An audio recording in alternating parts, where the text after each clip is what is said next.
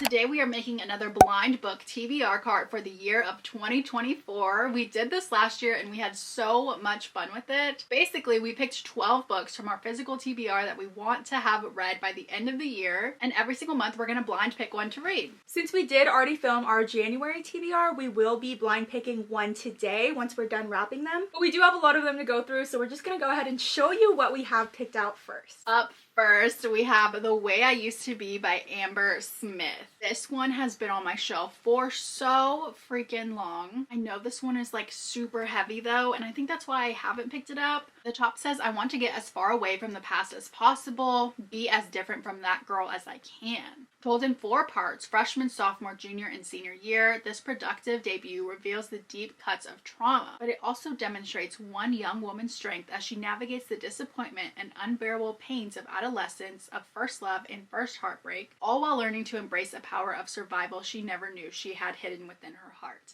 I think that sounds fantastic. I think this one could actually be a really high star for me. First up for me, I have Wicked Beauty by Katie Robert. This is book 3 in the Dark Olympus series. The main reason why I wanted to put it on the cart is because last year I actually put book 2 of this series on this cart and I loved it. So I think this would just be a fun way to continue on with that trend, and it'll get me to read book 3 in this series. These are all modern day Greek mythology reimaginings, and they're kind of like darker, spicy romances. Zeus may have decided that Helen is his to give away, but she has her own plans. The only people she can trust are the ones she can't keep her hands off of, Achilles and Patroclus. But can she really believe they have her best interests at heart when every stolen kiss is a battlefield?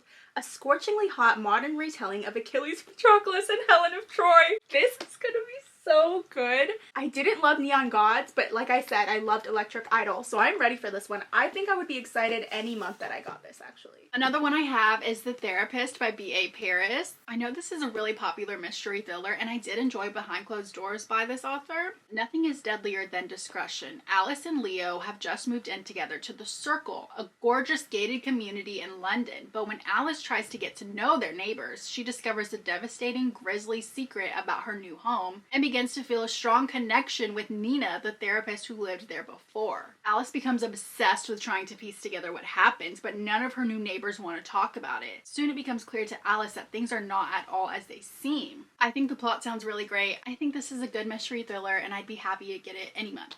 The next book I have is Starling House by Alex E. Harrow. This is one of my Book of the Month books, and I honestly could have filled the cart with all of my Book of the Month books. I have so many that I still need to get to, but this is one that I felt drawn to, so I decided to choose this one. It says, a gorgeously modern gothic fantasy. I dream sometimes about a house I've never seen. Opal has been obsessed with the Underland since she was a child. When she gets the chance to step inside Starling House and make some extra cash for her brother's escape fund, she can't resist. But sinister forces are digging her deeper into buried secrets of Starling House. Opal realizes she might finally have found a reason to stick around. Okay, so I do love a haunted house setting. I think this could be really interesting, and any modern gothic fantasy I'm into. So I think this would be a fun one. Hopefully I get it around like October for spooky season. Up next, I do have Shipwrecked by Olivia Dade. This is actually a romance book that I've been so excited to read. I don't know why, I just haven't read it yet. I think I just have so many that I need to read that this one just keeps getting pushed down to the bottom of my list. The top says, Olivia Dade again delivers a warm and wonderful romantic comedy about 2 co-stars who once had an incredible one-night stand, and after years of filming on the same remote island are finally ready to yield the temptation again. I really love plots that have something to do with like celebrities and fun jobs, but I think this will be a really good one. I kind of hope I get this one this month. Oh, okay. Up next, I have King of Battle and Blood by Scarlett St. Clair. I have been wanting to read A Touch of Darkness by this author, and I do plan to read it some point this year. But this is like a fantasy book that she has. It says to end a years-long war and protect the people of her kingdom, she is to marry the vampire king and then kill him. You guys know I love a sent to kill you, but then I fall in love with you trope. It says her assassination attempt fails, and Adrian warns her if she tries to kill him again, he will raise her as the undead. Holy crap! I love it. Who is this man? This one just has everything that I love wrapped up into one, so I hope that I enjoy it. I knew I had to include some fantasy books on this list. Another romance I have is Weather Girl by Rachel Lynn Solomon. I remember just getting this one and it sounds so good. It says a TV meteorologist and a sports reporter scheme to reunite their divorced bosses, but their well-meaning meddling backfires when the real chemistry builds between Ari and Russell. One of the blurbs says, perfect for rainy days and sunny days and everything in between. So this will be a good one to get any time of the year. Up next, I have Dark and Shallow Lies by Ginny Meyer Sane. This one I had seen a couple years ago a lot every time we went to Barnes & Noble, but then I feel like I haven't heard that much about it. So I don't know if it was just like Barnes's pick of the month or something, or maybe an employee pick. This is set in Louisiana, and it says, it's the worst place to live if you have something to hide. It's the self-proclaimed psychic capital of the world and the place where Elora, Gray's best friend, disappeared 6 months earlier. Oh no! She can't believe her friend vanished into thin air any more than she can believe that nobody in a town full of psychics knows what happened. So she's gonna set out to find what happened. I think this one would be so good to get any time of year, but I knew I had to include it. Up next, I do have Blackout. I know this one we just talked about in the adaptations video. It is set to be adapted, but we have no real information on when it's coming out, but it's definitely one that I want to have read, so I'm ready to watch the adaptation when it comes out. It says 6 of the biggest stars of YA bring all the electricity of love to a collection of charming, hilarious, and heartbreaking tales that shine the brightest light through the dark. I do see Tiffany D. Jackson's name on here, and I did read Monday's Not Coming from this author and really loved it, so I'm ready to read her little piece on this too. It says, when a heat wave plunges New York City into darkness, sparks fly for 13 teenagers caught up in the blackout. A first meeting, longtime friends, bitter exes, and maybe the beginning of something new. When the lights go out, people reveal hidden truths, love blossoms, friendships transform, and new possibilities take flight.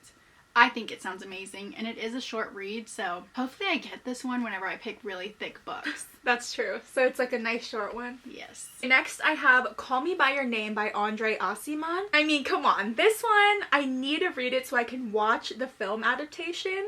I know it was so huge whenever it came out. During a restless summer on the Italian Riviera, a powerful romance blooms between our 17-year-old Elio and his father's house guest Oliver. For what the two discover on the Riviera and during a sultry evening in Rome is the one thing they both already fear they may never truly find again: total intimacy.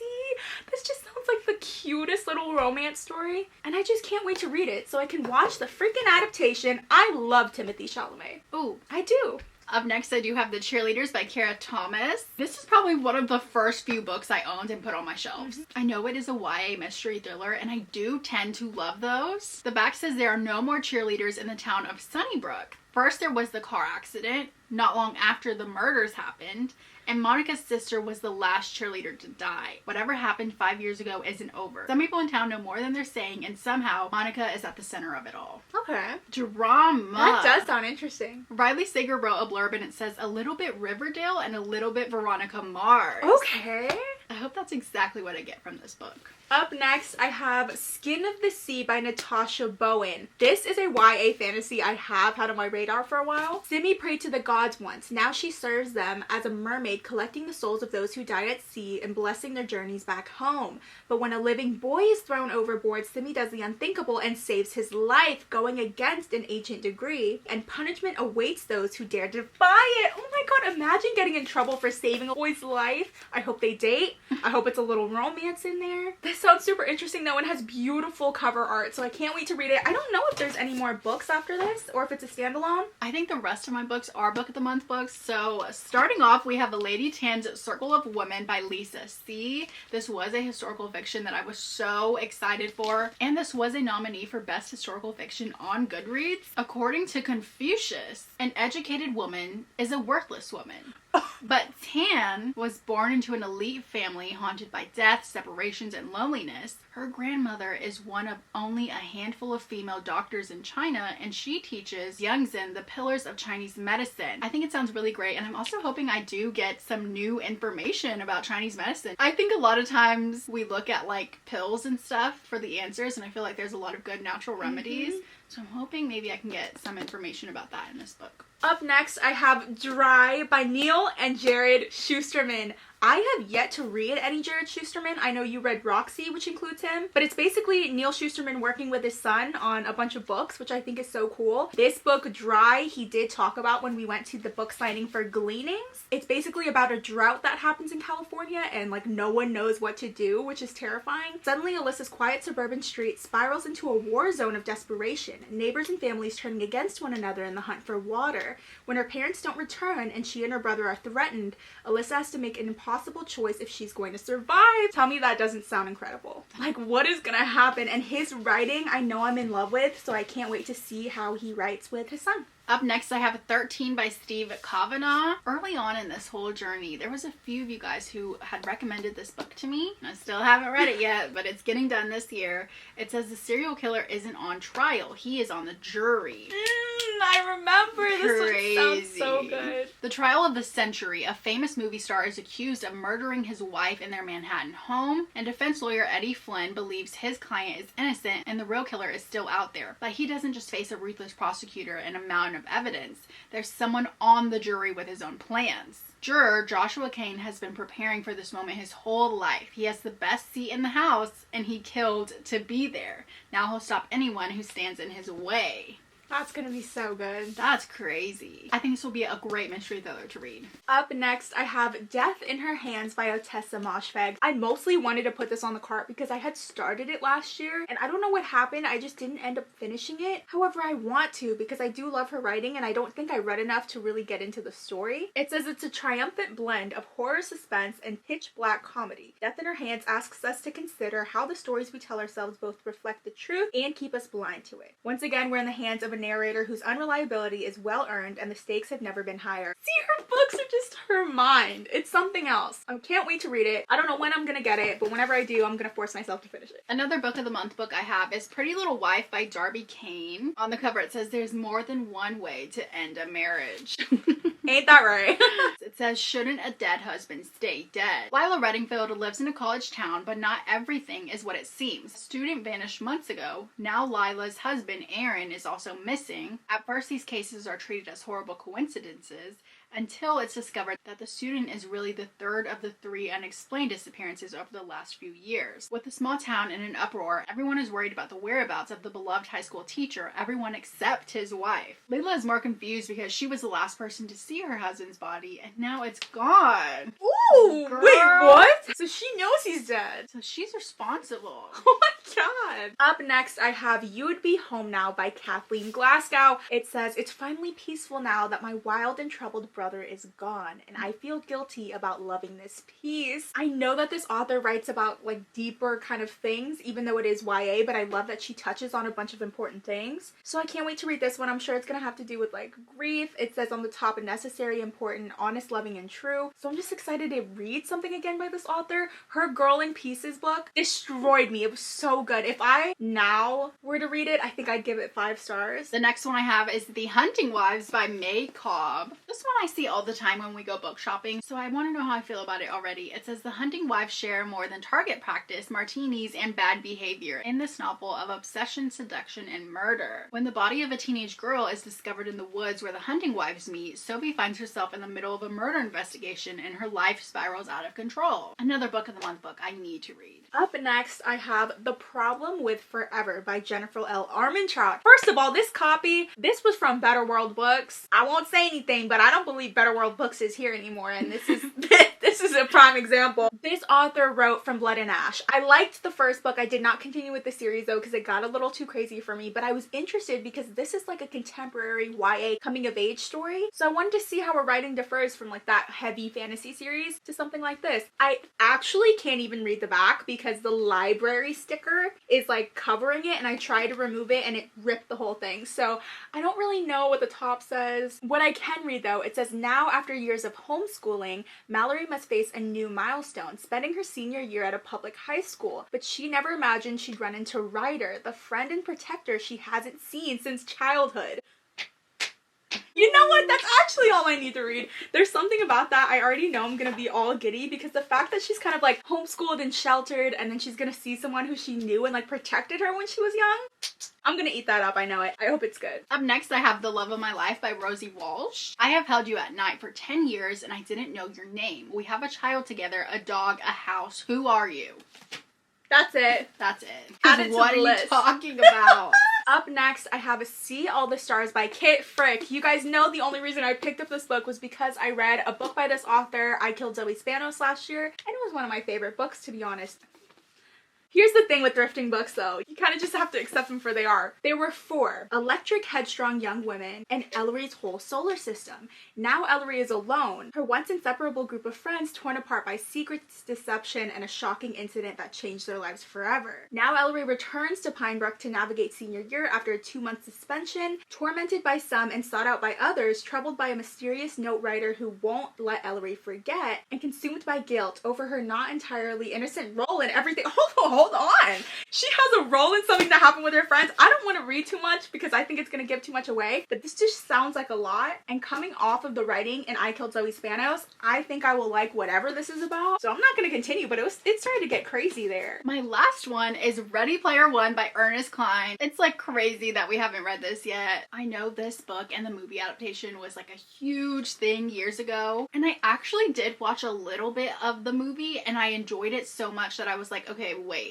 Because I want to read the book and I want to watch the movie, so I'm very excited about this. In the year 2044, reality is an ugly place. The only time teenage Wade Watts really feels alive is when he's jacked into the virtual utopia known as the Oasis. That sounds good already. The front says Willy Wonka meets the Matrix, which is an insane mashup, if that's correct. This is one I'm ready to have read by this year. The last one I have is Suicide Notes from Beautiful Girls by Lynn Wingarden. This is a book that I probably bought within the first 2 months of ever reading a book. I don't know if this was a book outlet book, but it's one of those YA ones that I was just drawn to. I haven't necessarily heard much about. They say Delia burned herself to death in her stepfather's shed. They say it was suicide, but June doesn't believe it. June and Delia used to be best friends in that way that comes before everything else. It was like being in love except more. That's so cute. Now Delia's dead and June owes it to her to find out the truth, which is far more complicated than she ever could have imagined. This sounds sad, but yeah, I had to include it. So this is all of the books. We are now going to wrap them up, number them, and then we will come back and choose our first pick of the year for January.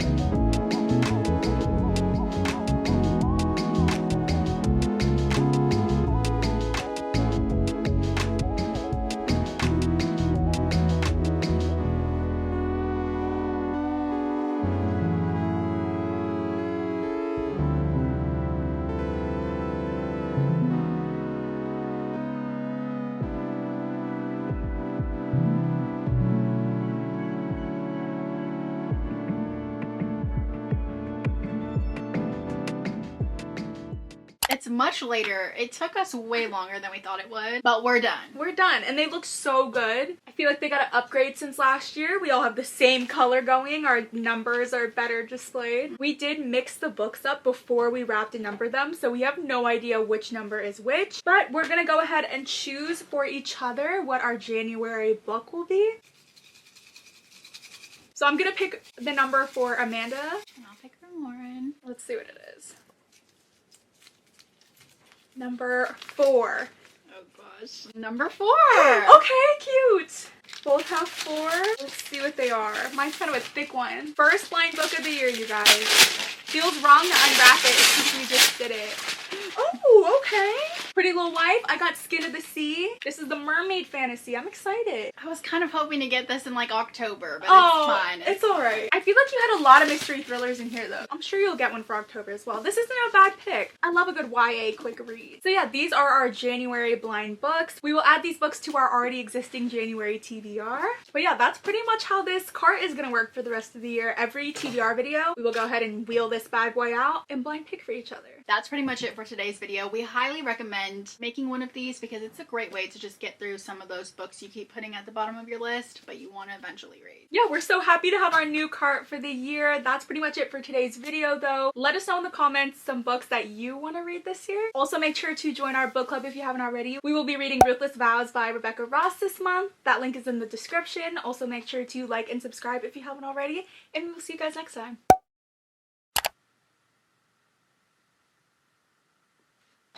Guess who this is about? The devil? What? We're talking about Greek mythology. Oh.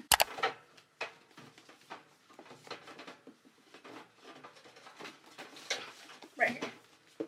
Next one I have is Shipwrecked by Olivia Dade? Dade? Dade sounds hotter. It is, yeah. Alright. Whoa, sorry. You don't have to apologize. That was not your fault. I know, I have a problem. Oh, forget it. Okay, We bye. should throw these. Or four. I was hoping that would look cool. I don't think it did. I don't think it did either.